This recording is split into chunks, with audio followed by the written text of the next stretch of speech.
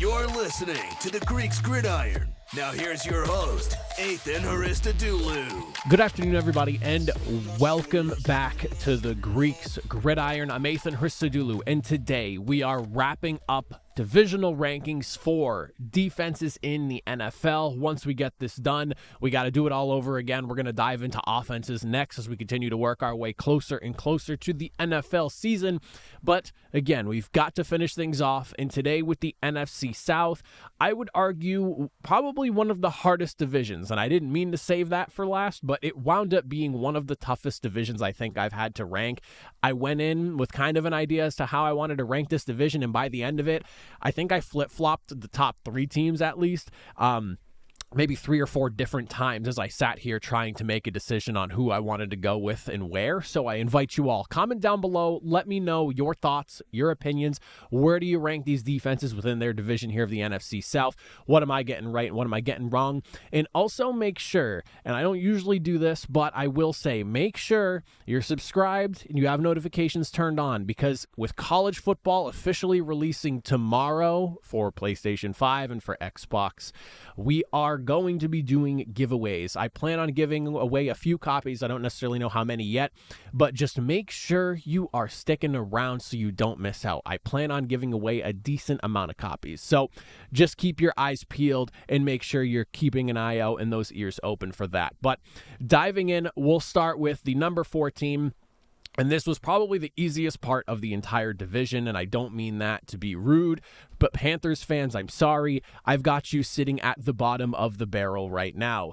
There are a lot of new faces coming into this Carolina Panthers defense, and that includes both a new head coach, and on top of that, we're looking at a new a group of starters. You're looking at up to 5 new faces that are set to be starting for this defense compared to what you saw from the Panthers last season here, finishing 2023 with the 4th most points per game allowed. They were last in the league in takeaways. They led the league in rushing touchdowns allowed. And on top of that, they had an offense that was struggling, that put them in some bad positions as well. So they weren't really getting much help from the other side of the football as well.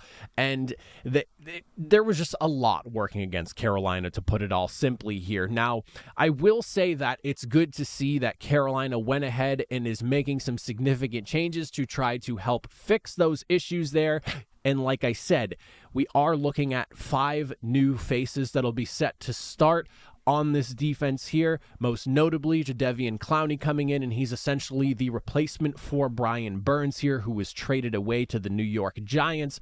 Clowney coming off a pretty good season last year. It seems like despite Clowney not maybe reaching the heights that some people anticipated from him when he was coming out of college, he's still been a pretty serviceable guy. He came out of last year with 9.5 sacks, 9 tackles for loss, 23 total pressures in Baltimore. So definitely no slouch at what he's doing there. But I will say, maybe not Brian Burns necessarily, but at least someone to help stop the bleeding of that loss, if you want to put it that way. You have linebacker Josey Jewell coming in from Denver. He's set to replace Frankie Louvu, who's been a tackling machine for the Carolina Panthers over the early duration of his career. Consistent as they come in the middle of the defense, though, Josey Jewell, a guy that I really liked over in Denver. He's a 100-plus tackle machine kind of guy himself. He can get after the quarterback. He has 9.5 career sacks. Not necessarily the drop back linebacker that you may want per se, but he can do it. But he isn't necessarily known for being a coverage guy. He's more of a get in the trenches type of dude. He can plug up the holes, and again, he's going to make those tackles up front there. But I do like him as a signing to, again, help mitigate a loss there. You also have defensive lineman A'Shawn Robinson, who's coming in here. Big-bodied guy, not necessarily known for his sacks, but he is someone that gobbles up on the interior here. Good for like 40 to 60 tackles a season, a handful of tackles for loss every year. Maybe if he could up the pressure a little bit more, he would be an even bigger addition to the defense here, but overall a strong signing for the interior of that defense. You have a couple of changes in the secondary as well. Dane Jackson and Jordan Fuller coming in to step in for starting roles, as Dane Jackson is going to replace Dante Jackson, and Jordan Fuller expected to replace Jeremy Chin here. Dane Jackson's best season, couple of interceptions, 12 pass breakups, 57 tackles back in 2022 here. I'll be interested to see how he fares replacing a guy like Dante Jackson, who I've had a lot of respect for for over his career. And then someone like Jeremy Chinn, who started off strong in his rookie season and even the season after that, and then kind of tapered off a little bit here. Now you have a guy like Jordan Fuller, who I think he's been a very good guy that's been like when you think of like Rover in the defense, he's definitely gotten the job done in that respect here. 7 interceptions, 17 pass breakups, but he also has 279 tackles. He can get in the box and do what you need him to do as well. So I think he's a strong replacement candidate for that spot where Jeremy Chinn was initially playing before he departed. So I do think that's a good pickup, good pickup there.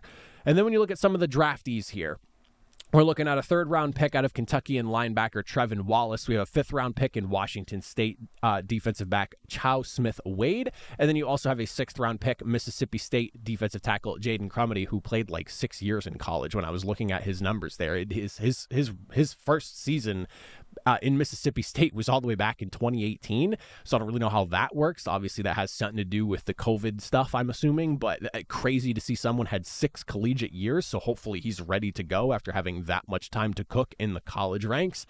You also are looking at some guys that are returning from for the defense that missed a significant amount of time last year.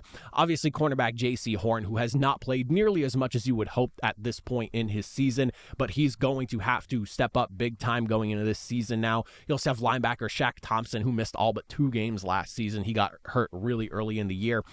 I'd look at Carolina, and I think of them as a defense that they need a lot to go right for them with so many new pieces coming in and so many pieces leaving the building. You are hoping that of the 5 big guys that I mentioned here that you brought into the defense, you're hoping you hit on at least 2 or 3 of those signings. There's no guarantee that all 5 of those will work out, but I do think you did a good job in the effort of trying to mitigate what was departing from your defense and replacing them with guys that, whether they cost more or less, that's a different discussion here, but I think you did a good job of filling the holes that you did need there. But I think the biggest thing we're going to be looking at here for this secondary is, of course, J.C. Horn. I think it's time. This is a 1st-round selection from 3 years ago that, again, has just not been on the field nearly enough, but someone who was touted as an excellent prospect coming out of college.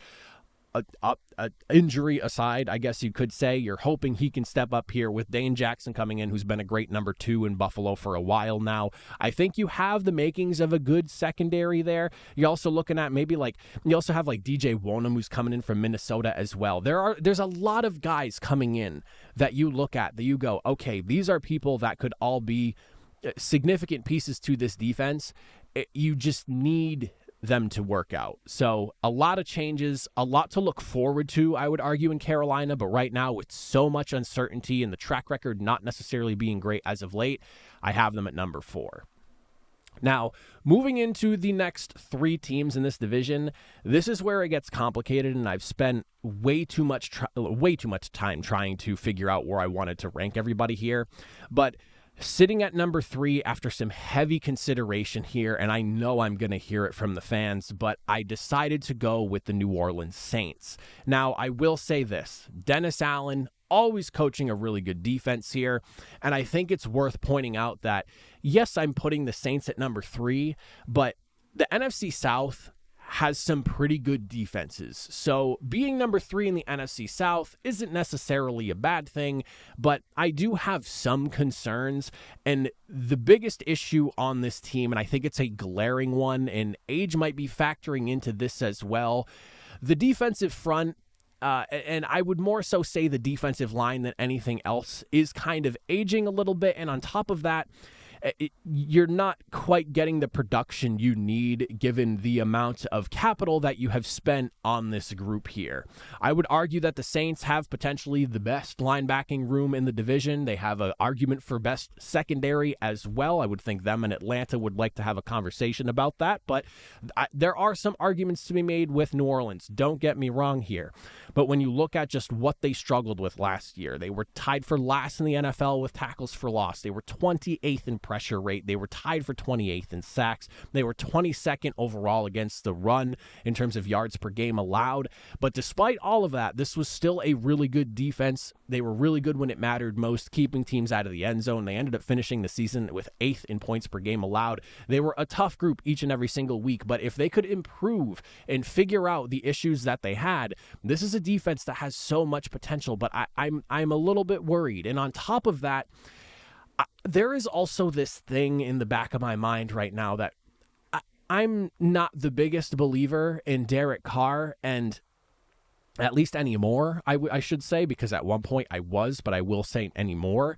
And something feels like there might be a bit of an offensive collapse coming. I hope I'm wrong, because there is talent to work with on the offensive side of the ball, but I almost kind of feel like there might be an offensive collapse coming that ends up hurting the defense as well, putting the defense in bad places and just in difficult situations that ultimately forces them to rather than bend, break, and that is also something that's kind of in the back of my mind scaring me.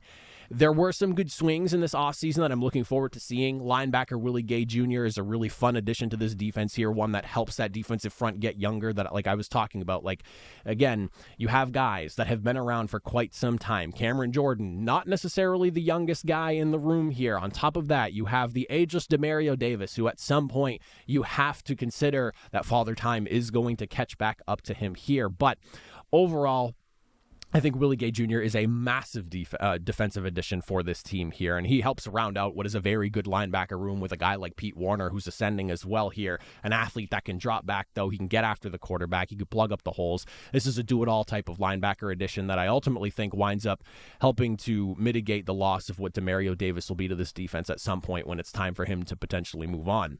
You have a guy like defensive end Chase Young coming in, who he is a bit of a wild card. I think that coming into New Orleans is definitely one of those exciting things, because if it works out, it could work out big time for Chase Young. He's someone that, injuries aside, has all the tools and all the talent that you want, but has just not been able to put it all together at the level I think everyone is expecting from him. But I will say that last year, people seem to forget this, he was on a pretty solid pace in Washington before getting traded. He had 5 sacks in 7 games, maybe not quite what you want to see from a guy like Chase Young and the pedigree he's coming with, but he was having a pretty good season before getting traded. And you have to remember that type of thing can sometimes hurt a player, especially in the middle of the season, picking up an entirely new defense that you're working with, going from one place to another in the middle of the year. So that can always kind of hurt the production, but there is obviously the argument of, well, he was playing alongside Nick Bosa. He's not getting the attention Bosa is. But I do think that the trade maybe did hurt him a little bit here.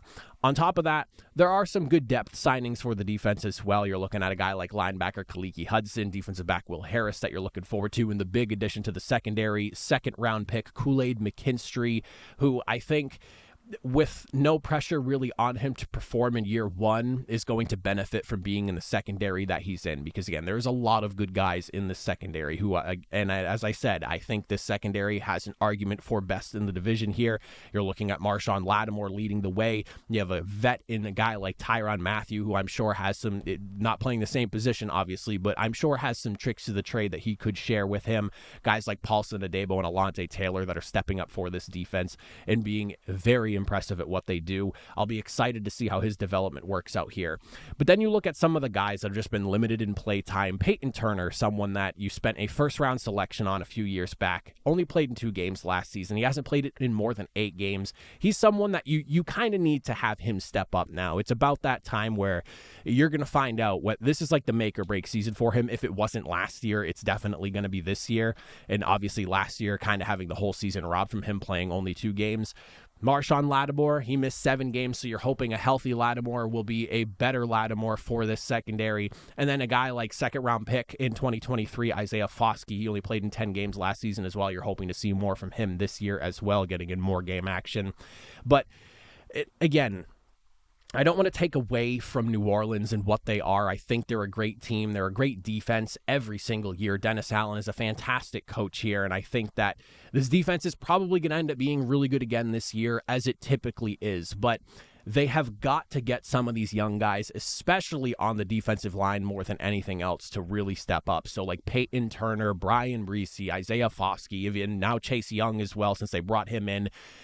all these guys need to step up and make a difference because, again, that pass rush and just the defensive line overall was not good enough last year. And despite all that, this was still a pretty good defense. If they can get better there and against the run, you have yourself a threatening unit. But between their inabilities to have done that the last few years, and on top of that, again, in the back of my mind, and I know this isn't on the defense, but I'm a little bit worried about the offense right now and what might happen this season. And if things aren't going well on that side of the ball, defenses get put into bad situations and then they start to underperform. And that's not necessarily on them, but it ends up being a result of what's going on here. And I'm just kind of concerned of what's going to happen this season. So that's kind of what's holding me back on New Orleans right now. If I wasn't as concerned about the offense, maybe I'd feel a little bit differently about putting them at like number 2, but I'll settle on number 3 for them right now. Moving in at the number 2 spot now, and again, so much consideration going into all of this here. I flip-flopped on this end at number 1 for a little bit as well. I'm going to go with the Atlanta Falcons.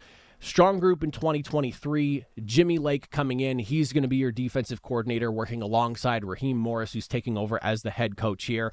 I expect that this is going to be a strong defense. One, because of them being a good unit last year, but also because they're going to benefit from the offense not putting them in as awful of spots as last year's group did with the amount of turnovers we were seeing from Atlanta at times. Your biggest change is obviously going to be, though, coordinator and head coach. Overall, roster-wise, not really a ton of changes. There were some, but it's going to be this defensive scheme and how things look. I trusted Morris and Jimmy Lake to do a good job, though, and with plenty of talent and better offensive play, I think that this defense is set to maybe take a little bit of a step forward going into this year.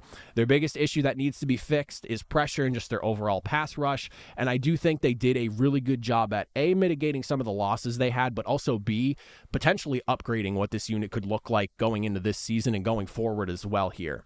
Bud Dupree and Calais Campbell were the big headline losses that you had on defense here, and you could throw in Jeff Okudah if you want as well, because he did start and play a significant amount of snaps for you last season here. But a lot of the defensive additions really came down to what you did in the draft, and the potential that you have from some of these guys here is what's really exciting me about this group, because I think they've got some really good pieces in the positions that they drafted them at. You start with second-round pick out of Clemson here, defensive lineman, and I hope I get his last name right on here, Rook, or the fact that his name is Rook and not Luke is already throwing me off, but Rook or Hororo, who had 8 sacks in each of his last 3 college seasons in Clemson. You also had a third-round selection in Washington, outside linebacker Braylon Trice, who has 16 sacks, 23.5 tackles for loss in the last couple of seasons he played in college. Fourth-round pick in Oregon defensive lineman Brandon Dorlus, 10 sacks, 25 tackles for loss in his last 3 seasons. Then you got a guy like Notre Dame linebacker J.D. Bertrand, who's coming in with over 250 tackles through his career, 23 tackles for loss, and 6 sacks in his last 3 seasons in college. There is a lot of really young and exciting talent coming in on this defensive front altogether, especially on the defensive line. And there's not really any pressure for any of these guys to step up and make an immediate impact, but they have some good people to learn from that are going to be starting in front of them, and I'm really looking forward to seeing how this group plays out. Obviously, like Zach Harrison and guys like Arnold Ebiketie, and you also have Lorenzo Carter as well. Those are going to be like your lead guys going after the quarterback and creating all that pressure here, but all these rookies that are going to be behind them are going to get a great opportunity to learn from them as well. But then outside of that, you have to look at some of the guys that missed significant time for the Falcons or just didn't play a ton last season. You have a guy like linebacker Troy Anderson, who is a fantastic inside linebacker for this defense. He played in only 2 games last season, so getting him back is going to be huge for the defense. You have a guy like Grady Jarrett, who basically missed the entire back half of the season here. He's basically filling the role that Calais Campbell has left empty and open for you. And then you're looking at a defensive lineman like someone you went and got in Kentavious Street, who only played 5 games for you last season, but he did have a sack, 4 tackles for loss, and a forced fumble in the limited play time he got. So those are all people that I think are going to be great to help push this defense forward even further into, again, what was already a pretty strong group in 2023.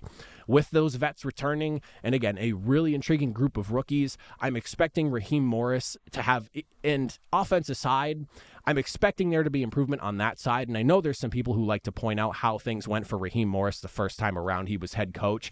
I'm expecting a very good defense here. Offense is up in the air. You don't necessarily know what you're going to get out of that. We'll discuss that again later on down the road as we start looking at offenses, but I am excited for what Raheem Morris and Jimmy Lake are about to do with this defense here, because I think you're going to get a really strong unit here. And the offense with Kirk Cousins at the helm should be better. There's a lot of talent on the offensive side of the ball as well. And again, the defense always benefits from an offense that plays better than it does worse. So I am expecting a step forward for this group.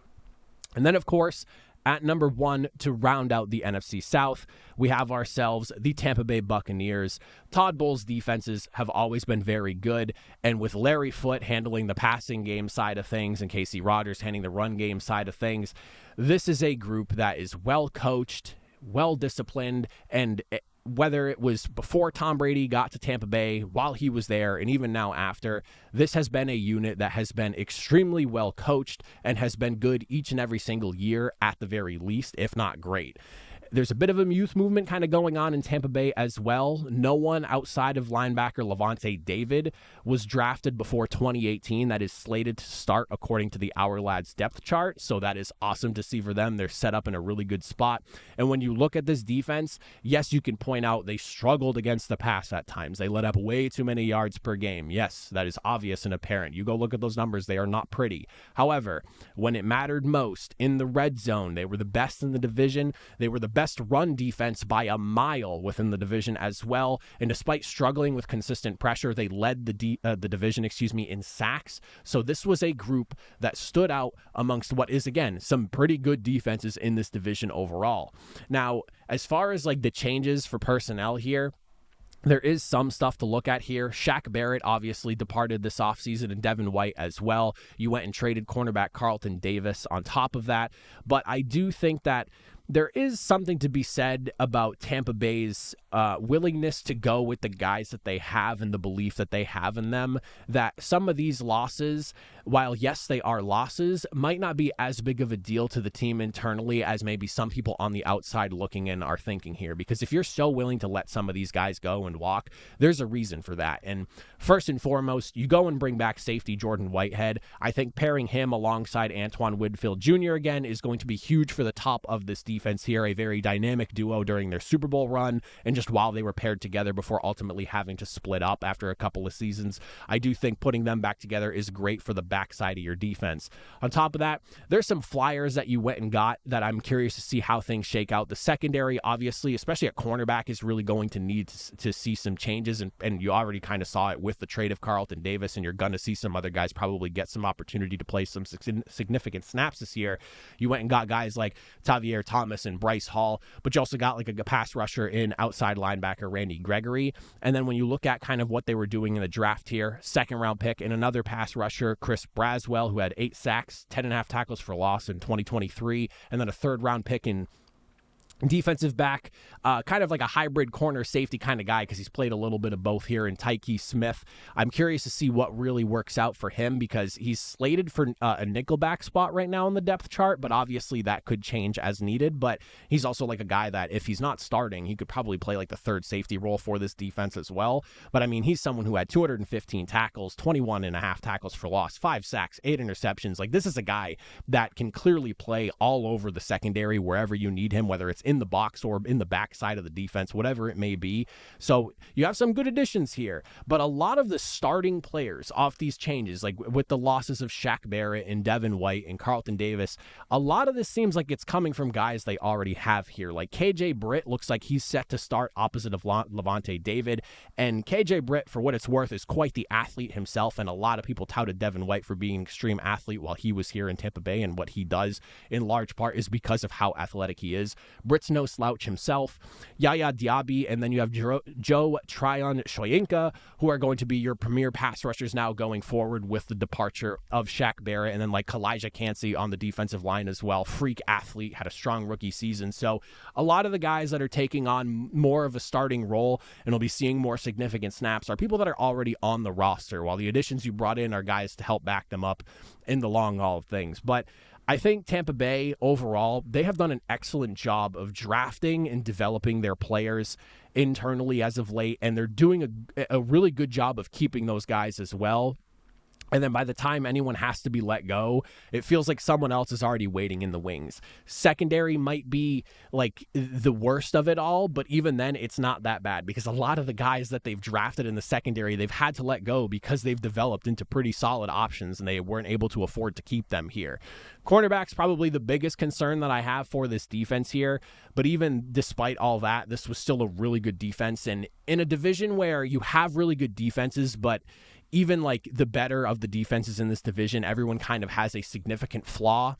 I think the least flawed of the bunch is going to be Tampa Bay. And with a lot of young talent that are set to take on some bigger roles this year, I'm really excited to see where this defense goes because the offense with now Baker Mayfield in a full offseason with his guys who already clearly had a good chemistry with this group last year, and that was coming in late, I think is going to improve this offense even further, which is, again, in part going to help the defense, and this unit can improve on what they did last year. I'm very, very excited to see what the NFC South looks like defensively because there is a lot of things that could go right and or wrong that could affect how these units perform. But I think overall you have a very strong division. And if you have an argument for the Saints to be number one or the Falcons to be number one and one of these other teams to be flip-flopped around, I'm not going to sit here and act like your argument is invalid because this is a division that I think is very much up in the air. And I spent a ton of time myself just trying to figure out how I wanted to rank everybody. But those are my thoughts, my opinions, my rankings on the defenses in the NFC South. I invite you all to comment down below. Let me know what I'm getting right, what I'm getting wrong. What do you agree and disagree with? How would you rank it all? But if you made it to the end, as always, I greatly appreciate it. I'll see you all next time. Have a good one.